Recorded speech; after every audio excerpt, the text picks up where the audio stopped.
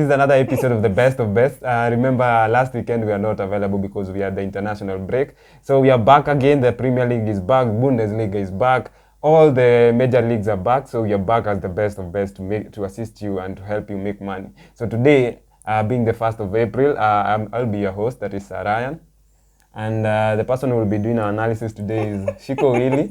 So, Shiko, kuna kitu ya kuambia watu? Tuanze tu na happy April Fool's Day. Yeah, sorry. Listen, more fool. You're a fool if you think Shiko will analyze the bets for you. Anaweza washtuangalia wewe endelea tu kuchocha tu, but saseni it's been a while. Mmeteta nini mmesota last weekend, so we are back to help you out. Tuko na the 10 games za Saturday, 10 games za Sunday kama kawaida, but of course before we start vile tu tumekuwa tukisema, remember to subscribe, like and share and tell your friends to tell their friends that the best of bets is the place where we make you a boss. So host, tuanze. Tunaanza bye. So game ya kwanza tuko nayo ni ya Crystal Palace versus Leicester. So Crystal Palace versus Leicester, an EPL game that is very tight because EPL table as it stands currently, it's very interesting because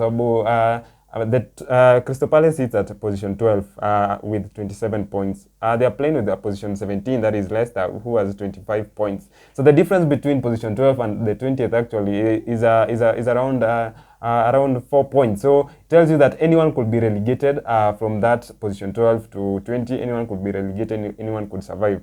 So it's a very interesting match. Looking at their head-to-head in the last 8 matches, Crystal Palace has won once. There have been 3 draws, and also Leicester has won 4 games. So that tells you that Leicester has had an upper hand against Crystal Palace in their last recent head-to-heads. And then you look at their form, both teams have had a poor run because they have lost 4 of the last 5, drawing 1 each of them. So it tells you it will be a very tight game. However, as the best of bets from our analysis, based on the head-to-head and also the form and all that, Crystal Palace are trying to build a team, having sacked their manager. So bado wajajel with the new managerials and all that. So we are giving an upper hand to Leicester. So X2, that is Leicester or draw, but both teams will score in that game. So kutakuwa na GG. That's the safest bet, and also it's a draw or Leicester win. Yeah. And game ya pili tuko na watu wame maintain your position. Chelsea wakiwa position 10 versus Aston Villa position 11, na both of them wako na 38 points. So in game nini one to look out for? Yeah, both teams are pair, are at par. The only difference is the goal difference. That's what separates them. So Mr. Chelsea imekuwa consistent sana. They've maintained position 10 nearly for the whole of the season. So at least they are doing well because sababu wame maintain position yao. Anyway, looking at how they've played, Chelsea have won the last 5 games of the last 10. They have 9 they have met with Aston Villa. So head to head, unapata kwamba Chelsea wame win 5 of the last 9. There have been 2 draws and Aston Villa has just managed 2 wins. So for me, both teams are doing well. Not so good, but wako poa kwa sababu they have won 3 of the last 5. They have drawn 1 and they have lost 1. So pia for me iko at par, points at par and everything, like they are on the same level. That is what I will say currently. So looking at this fixture, though Chelsea have had an upper hand, I don't see Chelsea having a straight win against Aston Villa. It will be a very tight game. We are predicting a draw. This game could end as a draw, probably a draw of 1-1. That is, both teams will score in this game. But the most likely prediction is a draw. So weka either 1x Chelsea or x2, that is Aston Villa. Because but if you wanna risk a lot, weka 2x, that is a draw. Chelsea versus Aston Villa, a draw. But on the other side, we have also told you that both teams will score. Yeah. Anyway, hii season watu wa Chelsea wametulia sana. So tunaingia game ya tatu, that is Rennes versus Lens. And Rennes are currently at position 5 with 50 points. Na Lens wako position 3 with 57 points. Yeah, look at this fixture. It's a very tight game because difference only 7 points and 2 positions. However, you look at their head-to-head, the personal meetings, in the last 5 fixtures, Rennes has not managed to beat Lens. So it tells you that Lens is a team to beat for Rennes because it's very tough. They have not won against Lens in the last 5 fixtures, either at home or away. It's either a lose or a draw.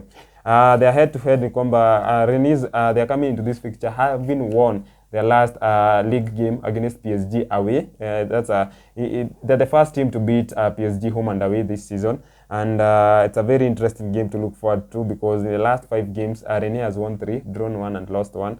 And Lens on the other side have won 2, drawn 2, and lost 1. So it's a very interesting game to look forward to. Both teams will score in this game. Over 2.5 is it's a sure bet for this game, and also we are predicting as the best of bets combo, Lens will win this game. So it's a way win.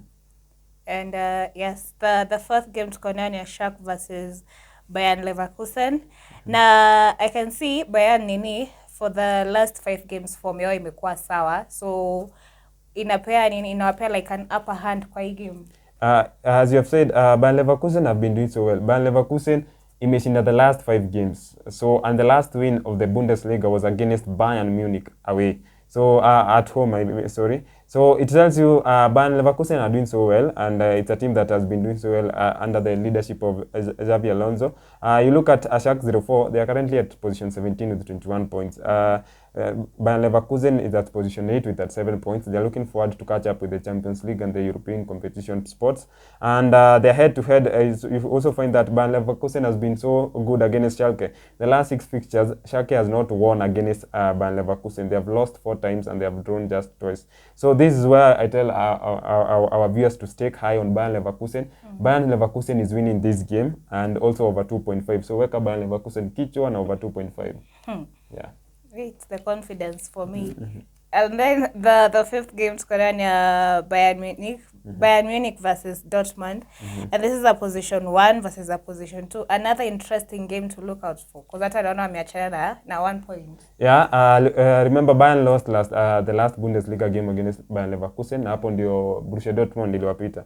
So, but you come into this picture, if there is one fixture I tell our viewers day in day out, weka tu pesa yako kwa Bayern, it's when they are playing against Dortmund, because the last 10 games, Bayern has won 8 games against Dortmund. They have only drawn once. Dortmund has won just once. So Dortmund can be in the form of their life, but when they play against Bayern, I don't know what happens. And remember, they come into this fixture. Today they are meeting their former coach, that is Thomas Tuchel, who was appointed as the new Bayern coach. So, and Bayern know that if they win this game, they take back their position 1. And I believe Thomas Tuchel would want to start his career at Bayern Munich with a win. So it's a straightforward win for our bosses at home. Bayern will win this game. Over 3.5, both teams will score in this game. Yes, the sixth game near Inter Milan versus Fiorentina. Now, Inter are currently at position 3 with 50 points, and Fiorentina are currently at position 9 with 37 points. However, kwa their last 5 games zenye wamecheza, naona Fiorentina are wamekuwa in a better form than Inter Milan. Yeah, because Fiorentina is I will say the most informed team in Italy, because they have won the last 5 games, as you have said. So the last 5 games wamecheza wameshinda. However, they are not that good in the league, kwa sababu sasa wako position 9 with 37 points. Inter on the other side have had a bad form, because they have won just 1 of the last 5. Drawing 3 and also losing 3 and drawing 1. So that's a very bad form. However, if you look at the head-to-head, the personal meetings between Inter and Fiorentina, Fiorentina has not won against Inter in the last 10 games. So it tells you, no matter the form that Inter is in, Fiorentina is a team that find it hard to beat Inter Milan. So Inter with the home advantage, Inter trying to catch up, probably to maintain the Champions League spot, because Napoli are far ahead. I don't think there is a team that will catch up with Napoli. So I think Inter will be motivated at least to maintain that position at Champions League. So, and also the head-to-head tells you that Inter has an upper hand to do well in this game. So weka Inter Milan win, but both teams will score in that game. So GG. Game ya saba tuko nayo ni Cadiz versus Sevilla. And that's a position 15 versus a position 14. And both of them also have 28 points. Yeah, it's a neck-to-neck game. Both teams are currently at the same level, though this is not where Sevilla belongs, because Sevilla is among the top teams has been among the top teams in Spain for the last decade, or the last probably 10-20 years behind. So you look at this game, it tells you that, as you have said, they are neck-to-neck points, and also position, only the difference of goal difference that separates them. However, when you look at their personal head-to-head when they meet, so you find that Cadiz has not won against Sevilla in the last 6 games. Actually, they have met in the last 6. Sevilla has won 5 games and they have drawn only once. So this tells you that Sevilla has also always had an upper hand against Cadiz. And you also look at the current form kwamba Cadiz wamedraw game 3 in a row actually, the last 5 games. They have lost once and they have won 1 game. Sevilla on the other side has won 2 and lost 3, so it's a very interesting game to look forward to. However, as the best of best, predict kwamba Sevilla will win this game with a scoreline of 1-0 or 2-0. So under 2.5 and also Sevilla win. Yeah. Okay, the 8th game near Huddersfield versus Middlesbrough. And I can see it's a position 22 versus a position 3. Yeah, I will say looks like an easy win for Middlesbrough because they're on form and also doing well currently. Look at their form. They have won 3 of the last 5. They have drawn once and lost once. Middlesbrough on the other side are not doing so well. Wako huko chini position 22, and they are also Huddersfield, sorry. They are position 22 with 36 points. And you look at their form. They have won just 1 of the last 5, drawing 2 and losing 2 in a row also. So personal head-to-head ni kwamba Huddersfield imeshinda 2 of their last 7 games against Middlesbrough. There have been 2 draws and Middlesbrough has won 3. So in general, as the best of best, na predict kwamba Middlesbrough will win this game. So weka to win. Yes, so the 9th game near Nijmegen versus PSV. And I can see kwa hii game, based on their last 5 head-to-head games, PSV seem to have watakuwa na an easy time. Yeah, because they have won all the games against Nijmegen. And you find that for Nijmegen kwamba in the last 5 games wameshinda 3, wame lose moja na wame draw moja. But you look at PSV who have won 4 of their last 5 and drawn just 1, so they have not lost. And also, as you have said, the superiority of this fixture lies on PSV because they have won all games against Nijmegen. That is the last 5 competitive games. So it tells you that kwamba it's a straightforward win for PSV and also over 2.5. So the last game tuko nayo ya Saturday ni Sevilla versus Young Boys. And a position 2 versus position 1, lakini unaona goal difference yao ni kubwa.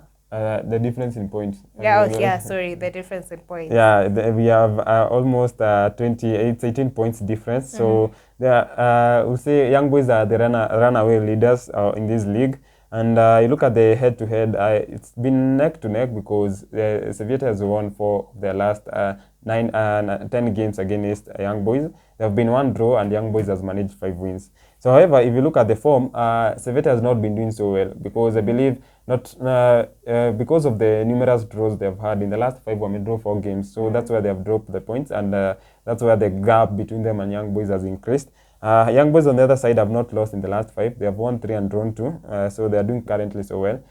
In this game, we are predicting that both teams will score in this game. Over 2.5 is a sure bet, and also Young Boys will win at the end of the day. Yes, so we have come to the